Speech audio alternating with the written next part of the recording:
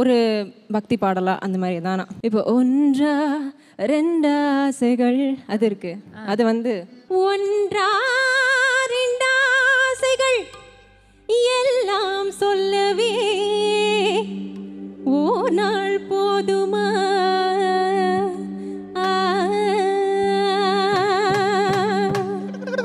தாயே.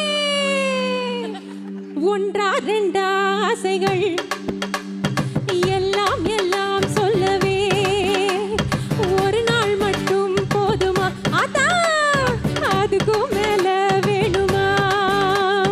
பெண்கள் நிமிர்ந்து பார்த்திட உன் இனிய கண்ணியம் பிடிக்குது.